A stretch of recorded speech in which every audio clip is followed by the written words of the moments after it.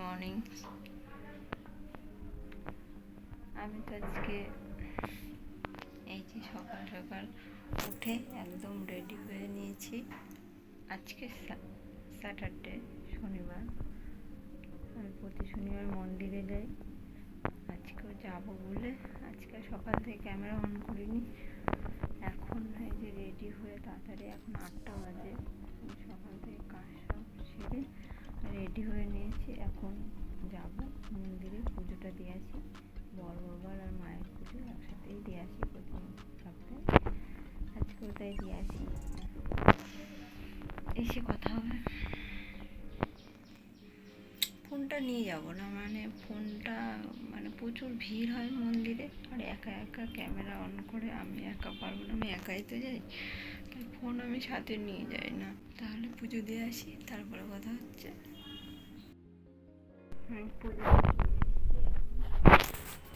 প্রচুর অনেকটা লেট হয়ে গেছে, কেননা যে ভাত বসাবো আবার অফিস যাবে দাওয়ার, আর ছেলে এখন চা দিতে হবে। ছেলে 9টায় আবার টিউশনি। আজকে অনেকটা লেট হয়ে গেছে, মন্দিরে ভিড় ছিল।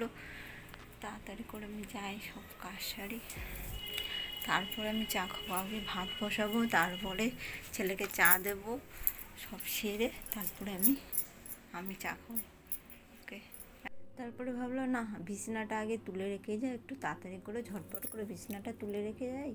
কেননা সেই আমাকে রান্না বান্না সেরে উঠে আস্তে আস্তে সেই প্রায় 1টা বেজে যায়। অতক্ষণ বিছানা পড়ে থাকবে। বাবু তো কোনো রকম বিছানা তুলেছে, ও তো বাচ্চা মানুষ তুলতে পারে। এবার না, বিছানাটা আমি ভালোভাবে গুছিয়েই যাই।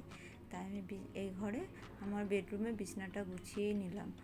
আর এটা যেটা বসার ঘর, এমনি বাবুর পড়ার ঘর, ওই ঘরে তো ঘুমানো হয় না রাত্রে, অতটা বিছানা অগোছলা হয় না। যে এই ঘরটায় ওই দিনের বেলায় বসা ঠসা হয়, এমনি সারাদিন এই ঘরটাই আমার বেশি কাটে। বেশিরভাগ এইটা ঘরটা ছোটোখাটো হলে বাবুর পড়ার ঘর খুবই ভালো লাগে ঘরটা, তাই এই ঘরটাই বেশি সময়টা কাটে। তারপরে যাই হোক, বিছানাটা তুলে নিয়েছি। তারপরে জানলা দিয়ে দেখতে পেলাম একটা জবা ফুল ফুটেছে, সুন্দর পঞ্চজবা ফুল। ঘরের জানলা দিয়ে না, জবা ফুলটাকে আগে তুলে নিয়ে এসে মায়ের পায়ে দিই, তারপরে আমি যাব গিয়ে ভাত বসাবো। তাই করে আমি তাড়াতাড়ি করে গিয়ে আমি মায়ের ফুল, দেখুন ফুলটা কি সুন্দর। মায়ের পায়ে জবা ফুল তো মায়ের পায়েই মানায়। তার আমার কাছে দিয়ে আমি চলে এলাম। এসে এই যে আজকে ডাল, মটর ডাল বাটবো, তাই আগে ভিজিয়ে দিলাম। ডালটা ভিজিয়ে দিয়ে ভাতটা বসিয়ে দিলাম। রান্নাঘর তো ক্লিনই করাই থাকে। আগে তাড়াতাড়ি করে ভাত বসিয়ে দিলাম, এবার বাবুকে চা দেবো। আর ডালটা একটু ভিজিয়ে দিলাম, একটু ভিজলে তারপরে মিক্সিতে বেটে নেবো, অতটা লাগে না। আর গরম জলও করে ভিজাইনি, এমনি ঠান্ডা জলে ভিজিয়ে দিয়েছি। তারপরে এই জায়গাটা একটু সব অগোছালো আছে, একটু ক্লিন করে নিই। তারপরে এই যে বাবুকে তো চা দিয়ে দিয়েছি, বাবু চা খেয়ে নিয়েছে। আমি আমার চাটা একটু ঢাললাম, একটু বিস্কুট দিয়ে খেয়ে নেবো। চা খেয়ে চলেও এসেছি।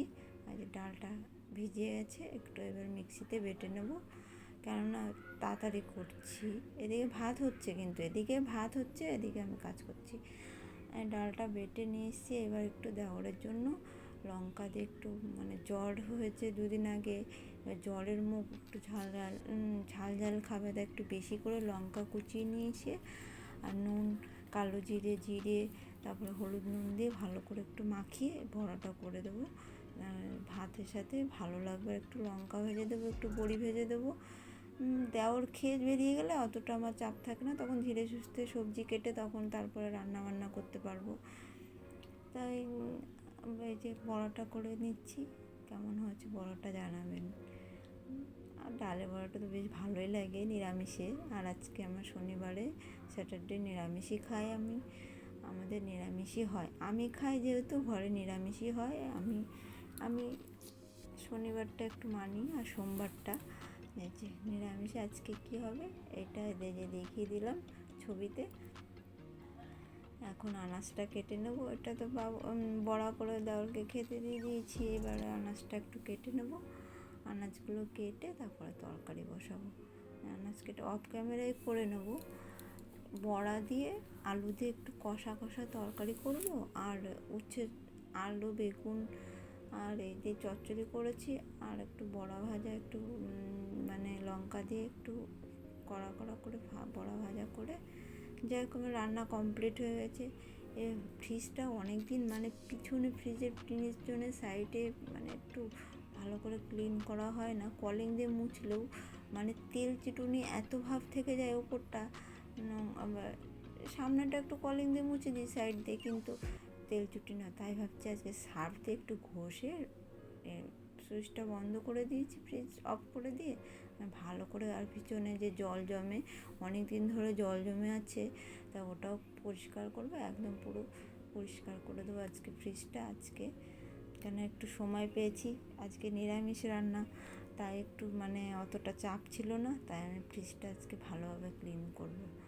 তাই একটু সরিয়ে নিচ টিচ মুছে মানে অনেকটা টাইম লেগে গেছে ফ্রিজ পরিষ্কার করতে, আমার মিনিমাম 1 ঘন্টার বেশি টাইম লেগে গেছে। এতটা মানে পেছন টেছন সাইড দিয়ে একটু তেল চুটুনি ভাব হয়ে গেছে। এটা কিন্তু আমার রান্নাঘরে মানে খাওয়ার টেবিল ঘরে থাকে, খাওয়ার ঘরে, কিন্তু তবু রান্নার তেল চুটুনি সব দিকে ছড়িয়ে যায়, ওর জন্য এতটা নোংরা হয়, এতটা তেল চুটুনি ভাব হয়। প্রথমে সার্ফ দিয়ে আমি ঘষে প্রথমে সার্ফ দিয়ে একটুখানি ডলে রেখে দিয়েছিলাম ফ্রিজটা, তারপরে যেই সার্ফটা লেগে গেছে একটু, তারপরে ভালো করে শুকনো করে নারকেল শুকনো করে মুছে দিচ্ছি। মুছে দিয়ে তারপরে ওপরে একটা পাল্টে দিলাম।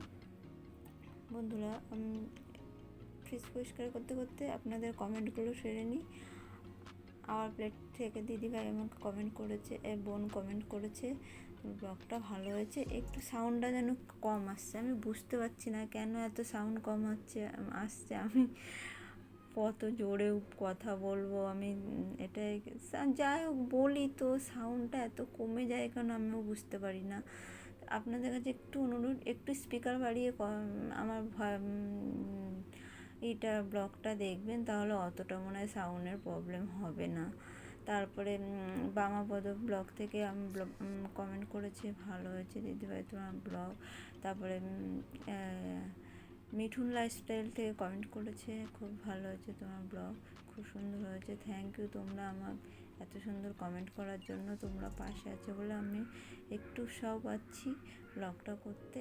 তোমরা এভাবে আমার পাশে থেকো, আমি তাহলে আরও এগিয়ে যেতে পারবো।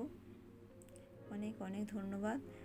আপনাদের যদি ব্লগটা আরও যদি একটু ভালো লাগে আজকের ব্লগটা, তাহলে একটু লাইক করবেন, একটু কোথায় ভালো হয়েছে কেমন হয়েছে ব্লগটা একটু কমেন্ট করে জানাবেন। আর নতুন বন্ধুরা একটু সাবস্ক্রাইব করে পাশে থাকবেন, তোমরা পাশে থাকলে আমি আরও উৎসাহ পাবো। যাই হোক, রান্নাঘরের কাজ সব কমপ্লিট করে আমি আমার ওপরের ঘরে চলে এসেছি।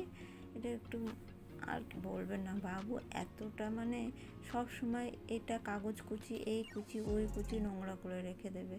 তারপরে আমি কী করবো, ওইগুলো সব আবার সরিয়ে আবার পরিষ্কার টেবিলটা একটু ক্লিন করে নিলাম। এখানে অবশ্য মানে টেবিলটা ছোট হলেও মানে বসতে, চাটা কফি টফি খেতে এটা ভালো লাগে। আর একটু ফুলদানি রেখেছি সিম্পলের মধ্যে, অতটাই রাখিনি। আর একটু জলের বোতল, জল তো সবসময় ওপরে খাওয়া হয় না, ওই 2-1টা বোতল রেখে দিই, যতটুকু টাইমে ওপরে থাকি ততটুকু টাইমই খাই। আর ওই ফুলদানি রেখে দিই, পাশে বই রেখেছি।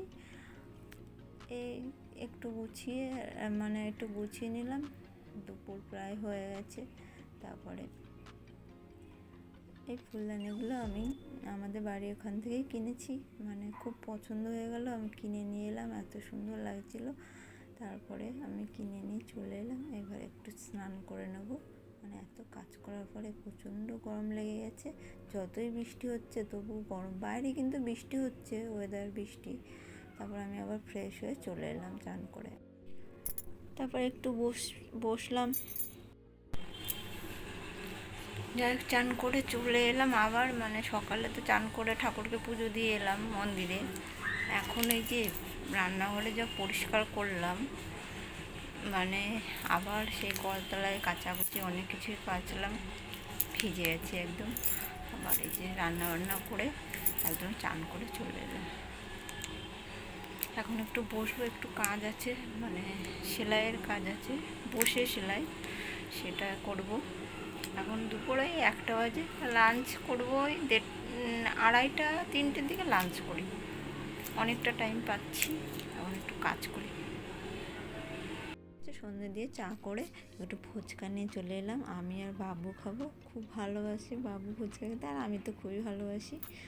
এই যে ফুচকা খেতে বসে পড়লাম। তাহলে ব্লগটা এখানে এন্ড করছি, নেক্সট ব্লগে দেখা হবে। ততক্ষণ ভালো থাকুন, সুস্থ থাকুন, টাটা।